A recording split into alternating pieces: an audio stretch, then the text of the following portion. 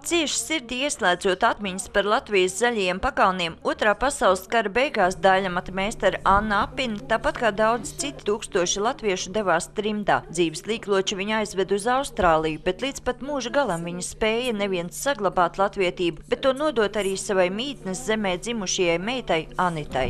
Es nevienu vārdu nezināju angliski, kad es sāku skolā iet. Mani vecāki tikai runāja latviski mājā, viņiem arī gāja grūti ar angļu valodu, bet viņi stāstīja man vienmēr par dabu.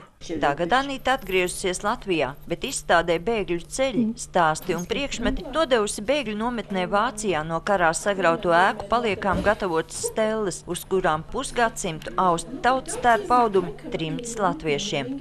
Manas mammas stelles ir šeit Latvijā. Viņas atnāca atveda no Austrālijas uz šejien. Un kaut kādā likuma sakarībā viss tas izkārtojās. Man neko tur īpaši nebija jādara. Viņām ir tāda enerģija iekšā. Un tā ir daļa no sajūta, kas man ir Latvijā. Tāda laba sajūta, ka es esmu mājās. Topošajā emigrācijas muzejā jau apkopoti daudz stāstu, bet izstādē Tukumā latviešu ģimeņu likteni atspoguļo 4. Par drosmi stāsta Pētera Jansona jūrnieku cepura, kas vienmēr tika likta galvā šķērsojot Baltijas jūru, lai pārvestu bēgļus no Kurzemes piekrastes uz Gotlandi, bet par neatlaidību Laiva Biskai, kuru savām rokām uzbūvēja Ploku ģimene un 4 gados no Vācijas aizkuģoja līdz Brazīlijai.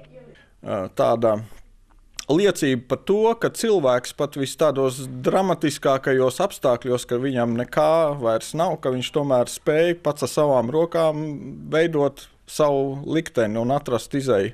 Izstāde par trimdas latviešiem, viņu vēlmēm un centieniem nepazaudēt saikni ar dzimteni Tukumā Audeja darbnīcā būs apskatām vēl 2 mēnešus. Sandra Letāna, Andris Pāns, TV Spektrs.